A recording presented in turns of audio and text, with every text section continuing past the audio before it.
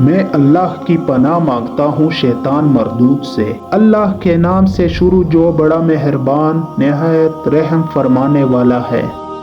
ہود علیہ السلام حضرت نوح علیہ السلام کے بیٹے حضرت سام کی نسل سے تھے۔ آپ علیہ السلام کی قوم کا نام قوم عاد تھا، جس کا آغاز طوفان نوح علیہ السلام میں بچ جانے والے لوگوں سے ہوا تھا۔ ہود علیہ السلام کا شجرہ کچھ یوں ہے: ہود بن عبداللہ بن رباح بن جارود بن عامد بن اوس بن ارم بن سام بن نوح علیہ السلام ہے۔ یہ قوم ساحل سمندر پر ریت کے ٹیلوں والے علاقے احقاف میں آباد تھی۔ یہ لوگ عرب تھے اور عربی میں بات چیت کرتے تھے۔ حضرت ہود علیہ السلام بھی عرب ہی تھے۔ عرب کے مشہور قبائل کچھ یہ ہے: عاد، سمود، جرہم، امین، قحطان اور مدائن وغیرہ ہیں۔ اللہ سبحانہ و تعالیٰ نے انہیں لمبے چوڑے جسم دیے، بہت مال اور اولاد دی۔ مفسرین بیان کرتے ہیں کہ ان کے جسم بہت مضبوط اور ٹھوس تھے، قد بہت لمبے تھے۔ حضرت ہود علیہ السلام کا قد 60 ہاتھ تھا۔ اس قوم کا قد بھی قریباً اتنا ہی تھا۔ پیارے دوستو، حضرت ہود علیہ السلام کے واقعات قرآن و حدیث کی روشنی میں آج کی اس ویڈیو میں ہم آپ کو بتائیں گے، لہٰذا آپ حضرات سے گزارش ہے کہ ہماری اس ویڈیو کو اینڈ تک ضرور دیکھیے گا۔ ہود علیہ السلام کی قوم لمبے لمبے ستونوں والی محل بناتے تھے، جس کی وجہ سے انہیں قوم ارم بھی کہا جاتا ہے۔ انہوں نے اللہ کا شکر ادا کرنے کے بجائے تکبر کیا اور کہنے لگے کہ ہم سے بڑھ کر قوت والا کون ہوگا۔ پہلے تو یہ لوگ ایک اللہ کی عبادت کرنے والے تھے، لیکن رفتہ رفتہ شرک میں مبتلا ہو کر بتوں کی پوجا کرنے لگے۔ اللہ سبحانہ و تعالیٰ نے قوم عاد کی اصلاح کے لیے حضرت ہود علیہ السلام کو رسول بنا کر بھیجا۔ حضرت ہود علیہ السلام نے اپنی قوم کو ایک اللہ کی عبادت کی دعوت دی۔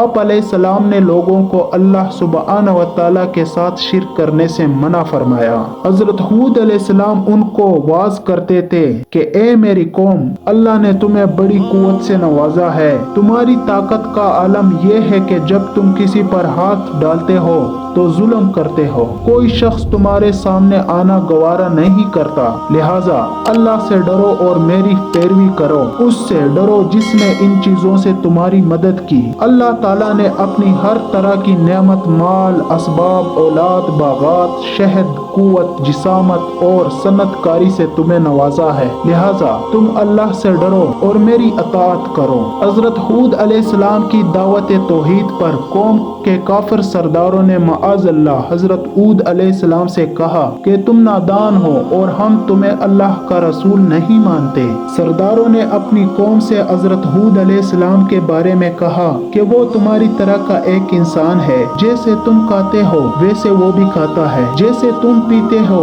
ویسے وہ بھی پیتا ہے، اس لیے وہ اللہ کا رسول نہیں بلکہ ایک عام انسان ہے اور تم اس کی بات نہ مانو۔ گویا ان کے خیال میں انسان رسول نہیں ہو سکتے، اس لیے اللہ سبحانہ و تعالیٰ فرشتہ یا کسی اور مخلوق کو رسول بنا کر بھیجتا تو وہ مانتے۔ اس طرح انہوں نے اپنے ساتھ اپنی قوم کو بھی گمراہ کر دیا۔ حضرت ہود علیہ السلام کے بہت سمجھانے کے باوجود بھی جب قوم عاد اپنی برائیوں اور کفر و شرک سے باز نہ آئی اور انہوں نے حضرت ہود علیہ السلام کی بات نہ مانی تو اللہ سبحانہ و تعالیٰ نے ان پر ایک بادل کی صورت میں عذاب بھیجا۔ قوم بادل کو دیکھ کر خوش ہو گئی اور کہنے لگی کہ اب تو بارش ہوگی۔ حضرت ہود علیہ السلام نے فرمایا کہ یہ اللہ کا عذاب ہے، لیکن قوم اس بادل کو دیکھ کر خوشیاں مناتی رہی، یہاں تک کہ اللہ سبحانہ و تعالیٰ کے عذاب کی سخت آندھی آ گئی جو 8 دن اور 7 راتوں تک مسلسل چلتی رہی۔ ساری کافر قوم اس آندھی میں ہلاک ہو گئی۔ وہ آندھی جس چیز پر چلتی اسے ریزہ ریزہ کر دیتی۔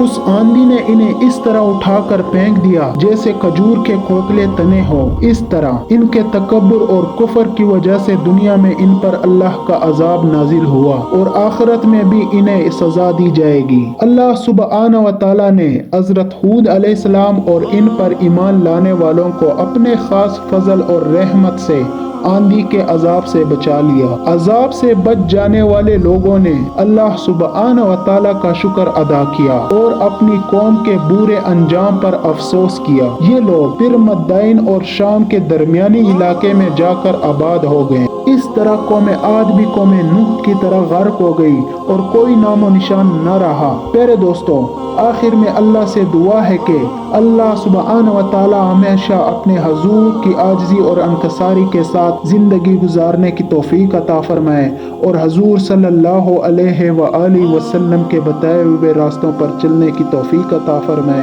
آمین۔